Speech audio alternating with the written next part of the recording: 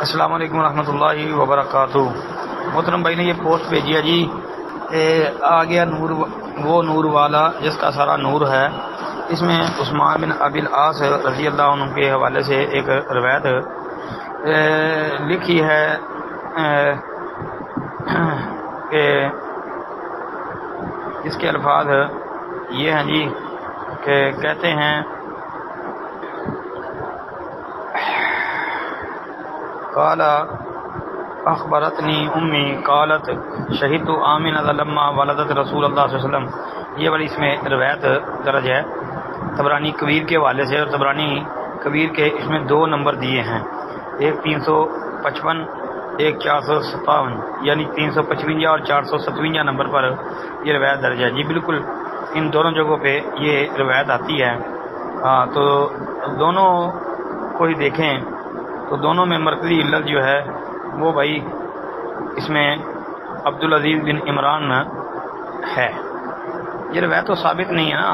اب دیکھیں پوسٹ میں اس کا ترجمہ بھی لکھا ہے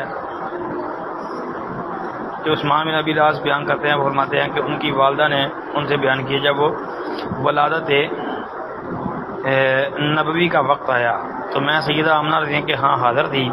میں دیکھ رہی تھی کہ ستارے آسمان سے نیچے کی طرف ڈھلک رہے ہیں، یہاں تک کہ میں نے محسوس کیا کہ میرے اوپر آ گریں گے، اور سیدہ آمنہ رضی اللہ عنہا نے انہیں جنم دیا تو ان کے جسم اثر سے ایسا نور نکلا جسے پورا گھر اور حویلی جگمگ کرنے لگی، اور مجھے ہر ایک شے میں نور ہی نور نظر آیا۔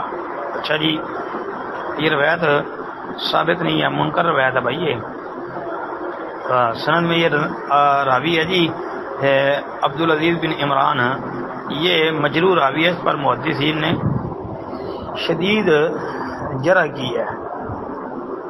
امام ابن عدی رحمۃ اللہ علیہ اور امام عقیلی رحمۃ اللہ علیہ ان کے نزدیک تو بھائی اس کی بیان کردہ جو روایتیں ہیں نا وہ محفوظ نہیں ہیں جی۔ اس کے علاوہ امام ابو حاتم رحمۃ اللہ علیہ نے، امام بخاری رحمۃ اللہ علیہ نے، امام ابو زرع رحمۃ اللہ علیہ نے، انہوں نے بھی اس کے اوپر شدید قسم کی جرح کی ہے۔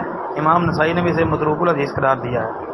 امام بخاری رحمۃ اللہ علیہ نے اس کو منکر الحدیث قرار دیا، اور امام بخاری رحمۃ اللہ کا یہ مشہور و معروف قول ہے کہ کل من قلت فیہ منکر الحدیث فلا تحل روایت عنہ، کہ جسے میں منکر الحدیث قرار دے دوں اس سے روایت لینا حلال اور جائز نہیں ہے۔ تو یہ راوی انتہا درجے کا مجروح ہے، محدثین نے اس کے اوپر سخت ترین جرح کر رکھی ہے جی۔ تو اس لیے یہ تو بھائی ثابت نہیں ہے جی۔ السلام علیکم ورحمۃ اللہ۔